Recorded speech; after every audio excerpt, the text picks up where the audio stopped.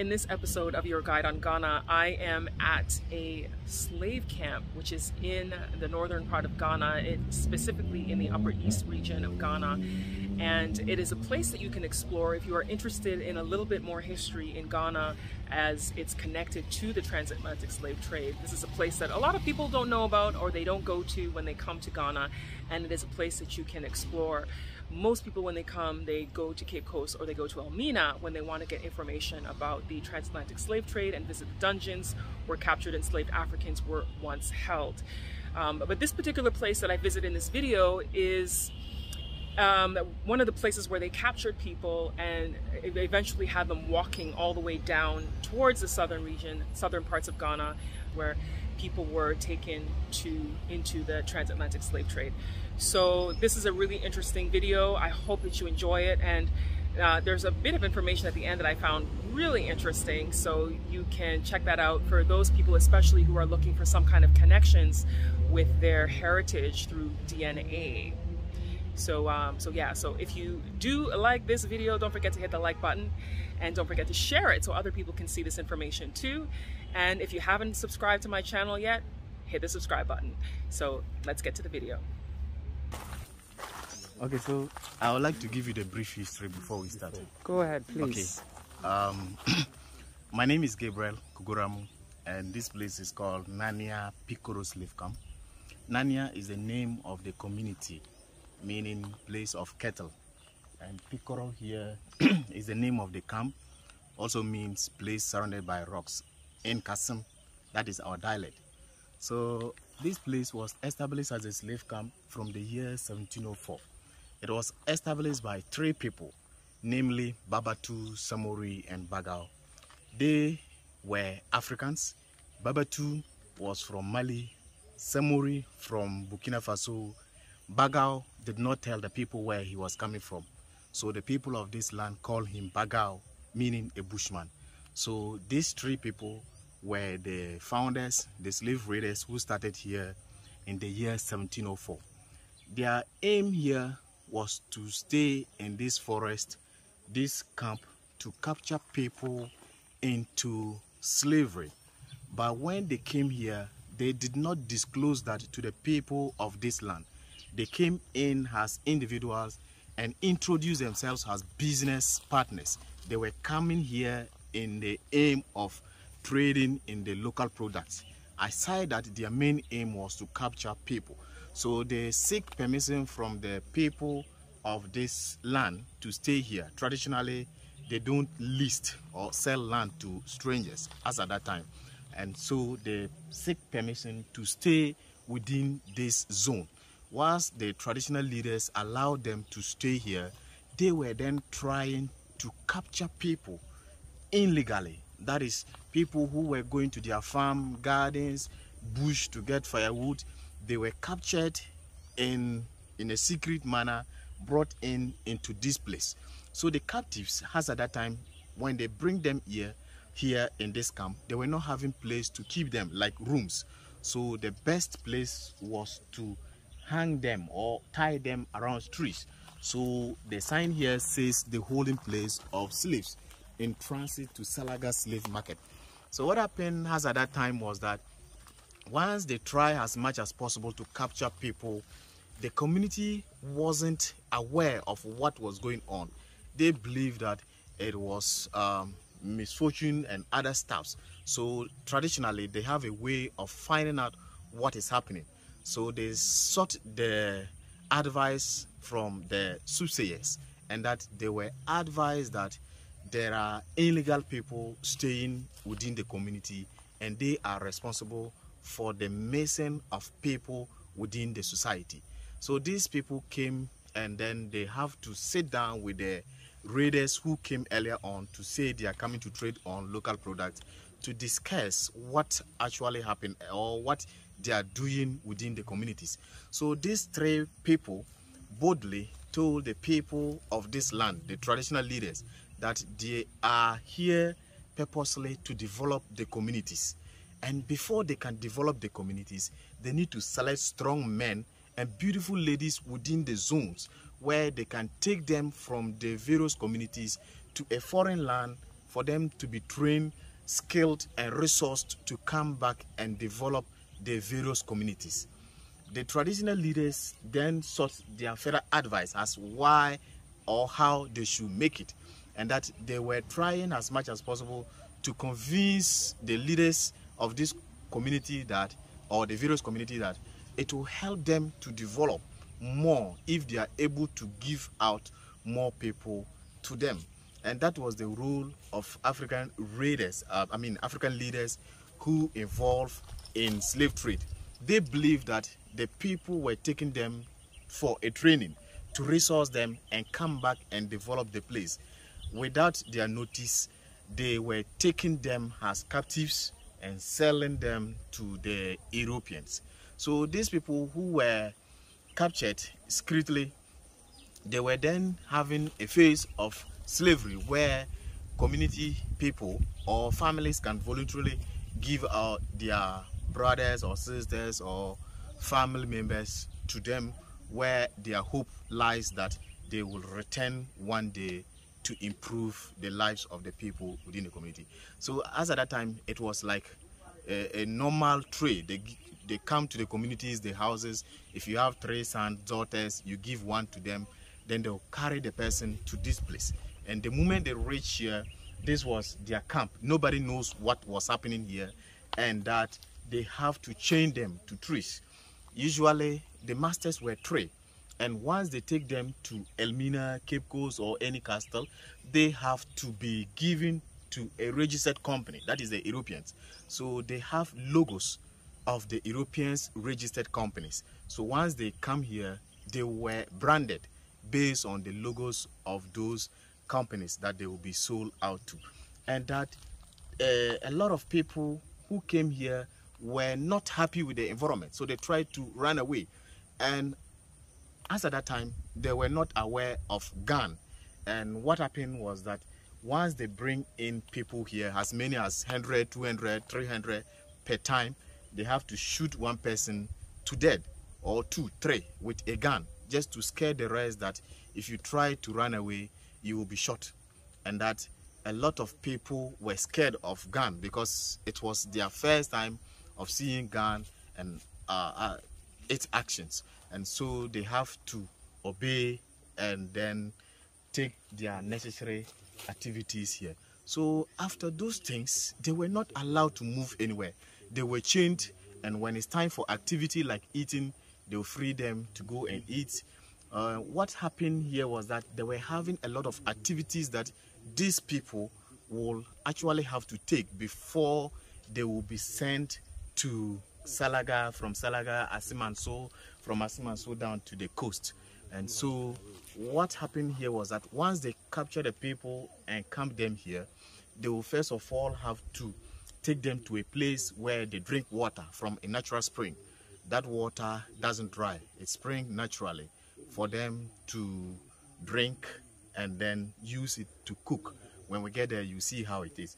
There is a place where holes were carved from a rock, and that was where our forefathers, the captives, were eating from those holes. There's a grinding stone where they grind their foodstuffs.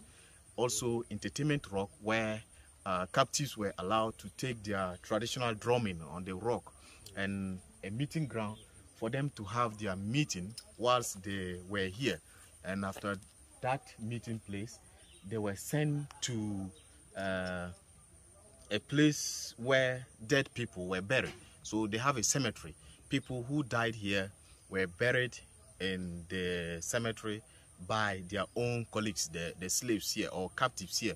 The captives have to dig traditional graves, bury them traditionally, and then move on to the next activity. There's a punishment rock also for punishing people who try to escape, and a tower, a high rock that views around the camp. In case a slave is trying to run away, a raider was on top of that rock to have a view.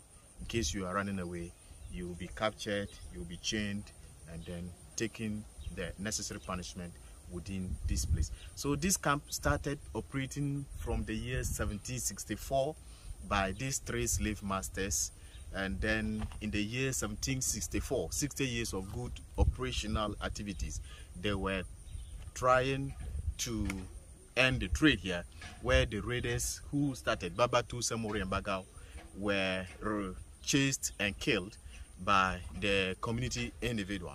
So the rebellion came in the year 1764, where the various slave masters were killed, and then this place was abolished, and then normal activities in the community started again. So in brief, this is what happened here. It's an oral history, so I would like if you ask more questions so I can say more.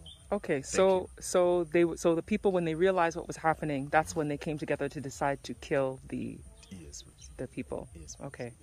And then with this being an oral history, who told you the history? Okay, so the history was experienced by people within the community, and that they have to keep on telling their children of what happened. And mostly at night, once people finish eating in the evening, they have an evening event called storytelling. So they gather all the children, sit them and tell them the story of what happened. So they keep on passing that up to date, where we still tell people of what actually transpired for the past over 300 years ago. What a history told of the story here.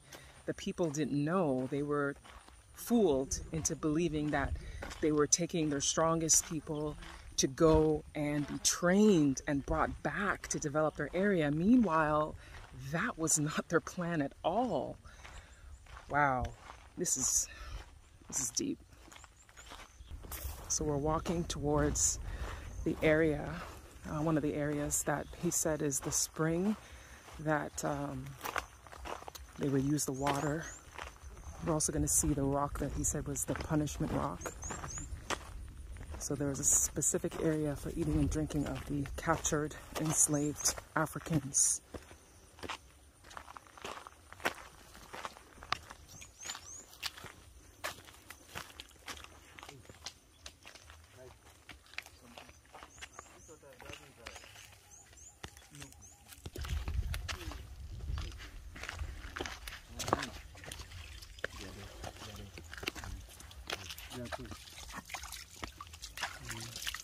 So this is the only spring. place that Water spring. the captured Africans were allowed to drink from. It's from here. This is so small. Yes, very, very deep. The water spring. Okay. From the ground. And this was the only place for drinking. And this water is only used for cooking, apart from drinking. They were not bathing with this water here. And this was the only source of water as at that time for them. It is very, very deep. The more they fetch, the more it spring. Okay. Do people use this water today or no? Yes, please. They still use it. And then we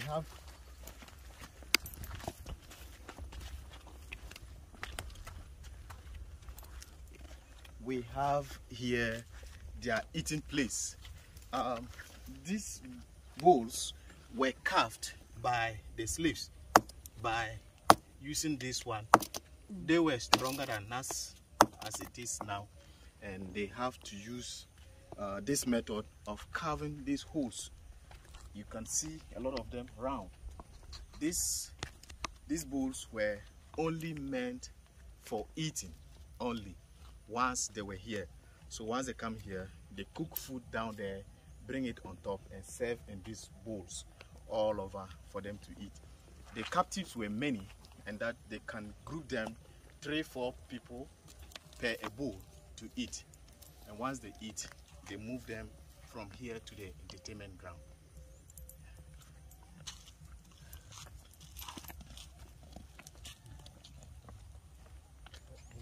So they ate out of these holes that they made in the ground. Okay, so traditionally, this was a place where food was grind by the using of this local method. Grains were collected in this hole. So they grind here, they collect the grains here, and then they put in the clay pot down there, cook, and then bring the food on top here and serve in the holes. So traditionally, women were allowed to do the grinding. Cooking was also done by women. So they grind, they cook down, and bring the food here to serve in these holes around for people to come over and eat.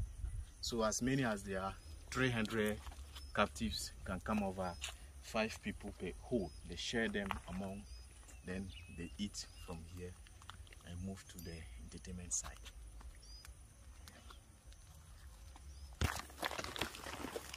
Now we're climbing up. Whew.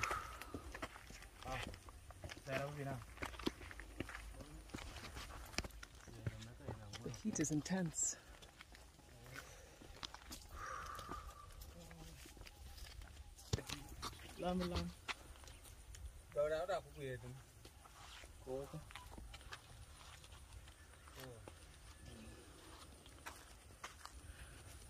Okay, so after captives were brought here, they have to take their food. Could it be a meal that they can serve them once a day, after which evening hours they were brought here to take entertainment. Entertainment within this zone was practiced based on their tradition. We have various tribes within the country and across. So the Kassina tribe, Bulsa tribe, Frafres, a lot of tribes were brought here, or tribal members were brought here as captives, and that this rock could only serve a tribe after the other.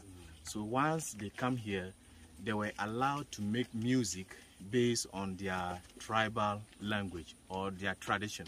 So the Kassina people will make their music. Once they finish, Frafres will do, Bulses will do, other tribes will also do. So this was a place they call Entertainment Rock, because this rock... Are you going to demonstrate for us? Yes, yeah. They are going to dance. The 2 of you? Yeah, or the 4 of us. Ah, okay.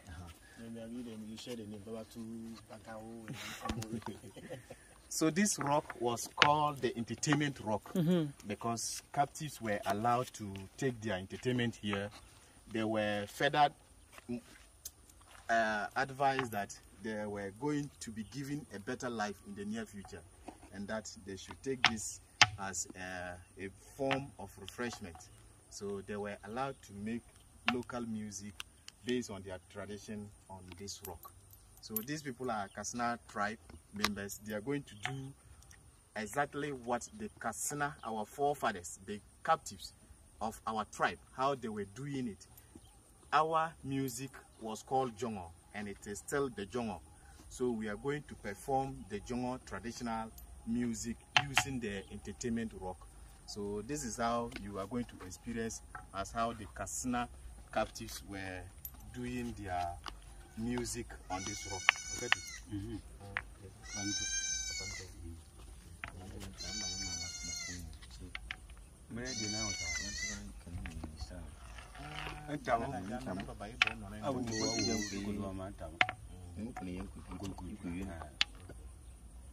So the tradition here is that once the people who were captives, anytime they are drumming here, the masters usually give them additional food and then some drinks to ginger them, and that forms part of our tradition. Once they are making the drumming on this rock, the nations are allowed to motivate the drummers as part of the tradition. So we are going to do that.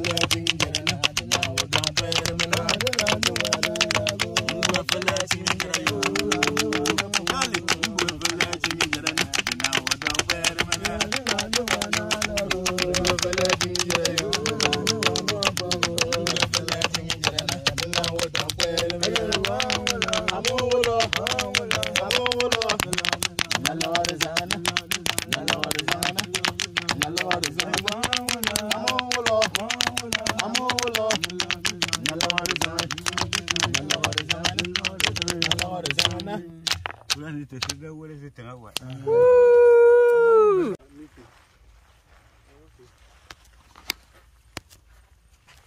Okay, so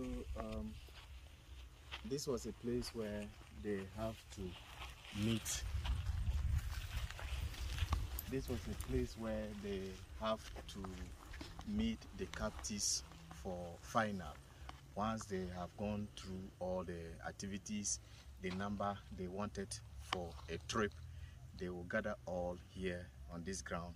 They have their meetings, they give them the guidance, how they should go by the way, after which they were chained around their necks together in a line form where they can walk straight from here through the bush to Salaga, about 250 kilometers from Salaga to Asmanso, from Asmanso down to the coast, where the masters were following them using horses as their means of transport. They guide them from here till they get to the final destination. A lot of them died on the way, and they have to throw them in the bush and then continue. Those who died here were buried at the cemetery, and then they have to search for food on trees and fruits and other stuff on the way for them to eat whilst they are taking the journey. It's about 800 kilometers from here to the coast. Yeah.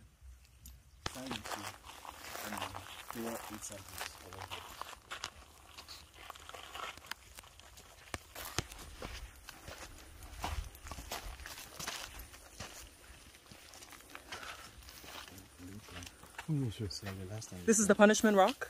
The watchtower. Oh, the watchtower, the watchtower. So who would be on here? He's going to climb. The raider. The raiders would be watching to see when their people are running away. Okay. Like someone trying to escape. So this rock called the watchtower is naturally arranged. The raiders came and met it as how it was, and as you can see today.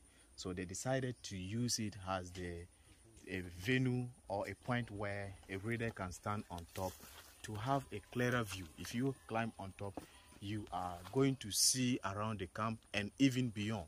So people who were trying to escape due to a chain cut or an opportunity to slip out of the camp, they were watched over by this raider.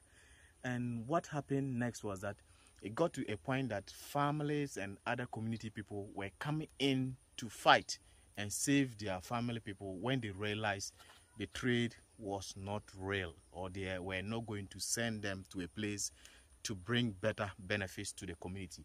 They were coming in groups to attack them. So the raider on this rock could see people. If they were coming in a group from a far place, he can see them and call other people within the camp, because they were armed. They have the skilled men to attack such people and then even get some of them into the slavery. Yes. So I'm going to climb this thing.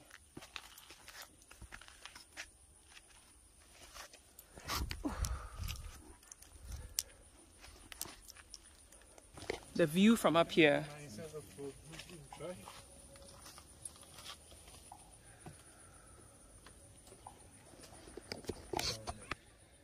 Oh, I couldn't make it to the top rock. I got to the one below it because quite a challenge to climb it, but this is where they stood to look out for the captured Africans that they were going to put into the slave trade. This is the place where our forefathers who couldn't make it, those who passed on, were buried here traditionally. What happened was that they were given a traditional burial, and the traditional burial takes a form of this. A grave will be created round equally like this. Yeah, we still do it. And once it goes in, like it goes deep down about 6 feet, they will have to expand it or make it wide. Like the pot. Yes. So it may look a little bit deeper down. So if someone dies, the person will be placed this way, to go inside, and once you get in, you will be made to lie straight. So this way they were able to extend the ground to be able to accommodate 10, 20, just any number they wish to keep under. So this was a mass burial, a traditional mass burial. So would they be put in the coffin before? No, please. They will have to be kept in natural. They will use leaves to cover their private parts. Then they put them down in. So with this mass burial, after which they will fill in sand or use a clay pot to cover in case they will need to open and add more. They will use a clay pot to cover, but if they are not going to open and add more, they use sand to fill in. After which they will use a rock to mark the opening of the grave, and then the number of people they kept under will be indicated with smaller stones round. Oh wow. So a grave here, then you know the number of people. Okay, so each stone here, the white stones around represent people who, And the number of people under there. Yes. And then we have the graves starting from here. This is the cemetery. You see it all around. Going Yeah. now. We have the cemetery going up to, so there are graves within the grasses. All over here. Yes.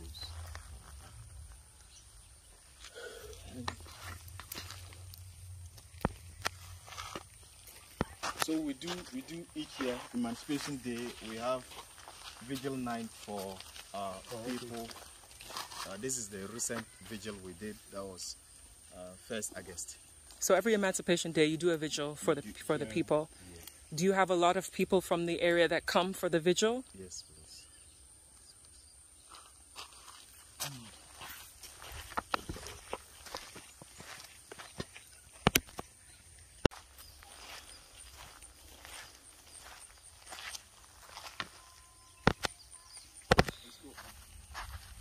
This is the punishment rock. People who tried to run away, they were chased by the raiders, caught and brought back to the camp. And once they come back to the camp, they have to be chained around the rock like this. They will be seated, and then they chain their legs around the rock. The chain goes around the rock, including their hands at the back, and that they have to be chained this way. The sun rises from morning in the east and goes to the west in the evening. So they will have their face watching the sun from morning till it goes down. So as a person on punishment, you have to sit like this, watching the sun, no food, no water from morning till evening. And that if you disobey and put your head down, they will cane you on this rock. A lot of people went blind because of the sun rays. Some even died, and buried them here. So this is that. And a brief end of our story here. We will have more questions.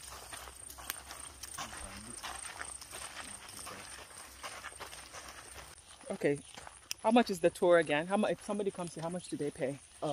We charge 15 cedis for a Ghanaian, and then 20 cedis for non-Ghanaian. Okay. Yes. And how would they get in touch with you if they want to come here? Do people just come, or do they have to call you in advance? Oh, if you wish to call, you can call before coming. Okay. If you wish to come without calling, you can also come. Okay. We are here always. Okay. All the And time. what time of day? Any time of the Oh, day. you have to give a time because you close at a certain time. What time do you close? What I'm trying to say is a community-based tourism, Okay. and we live around. So even if you come here in the night, maybe if you have light to see, Yeah, because it will be they dark. can call us from the community Right. to guide you. But in the morning, from 6 to evening 5 p.m., Okay. So 6 a.m. to 5 p.m. But anytime you come after this time, we can come over and show you around. Okay. Yes. All right. Thank you for the tour today. Thank you It's too. very enlightening. Thank you too. Very enlightening. I learned a lot today, so thank you so much. Thank you too. This is the northern region of Ghana. At this slave camp here, where captured enslaved Africans were held without knowing the reason that they were being held. So I hope that you enjoy the information in this video and share this content so that other people can also learn about this place. If you're coming to Ghana, this is somewhere you may want to come and visit. Pay your respects to the ancestors, the deceased ancestors, who unfortunately their demise was as a result of what was happening during the transatlantic slave trade. Thanks for watching. I'll see you next time. We also ran. Oh, you also run? We also ran a DNA project for African Americans to find their family homes within around here. Oh, really? Yes. So our people who were carried away as captives to the diaspora, currently we have the DNA that is going on. We do the DNA test, and then we have cousins coming over. Wow. Yes. Okay. That's very interesting. For people who are doing those DNA tests, do they contact you to do it, or are they just doing the DNA with a certain organization? Yes. So an organization send us the kids as a plead, Okay. and then a student for a research. So they come around and do it free for the people here. But once they get the matches, they contact us to come. Do you know the name of the organization? Do you remember? Yes. What's the name? We have the K project. That is the African Kinship Reunion. Okay. And so we have the community as whole. We organize them, we do the test. So far we have tested out almost 100 people, and they all have relatives in the diaspora. Wow, Yes. that's so amazing. Oh my gosh, that's so amazing. They've been tested and found they have relatives in the diaspora from their DNA. For people who think DNA isn't real, it doesn't lie. This is so amazing, like phenomenal. So I want to hear the name of the organization. So this is the If anybody wants to be part of. organization that is. Oh, can we see this on the screen? Let me put my glasses. It's called the African Kinship Reunion. Okay, Yeah. great. Yeah. Great. I hope you enjoyed that episode of Your Guide on Ghana. Such interesting information, historical information that is very valuable and relevant. If you do get a chance, make sure you take a trip to the northern region of Ghana and explore other areas like the Upper West, Upper East. You can fly to Tamale by booking a flight from Accra directly to Tamale, and then from there you can take transportation, whether it be renting a car, taking a bus to other parts of the northern areas of Ghana. So if you like this video, don't forget to hit the like button. Don't forget to share it if you want someone else to learn this information too. And if you haven't subscribed, hit that subscribe button. Thanks for watching, and I'll see you next time.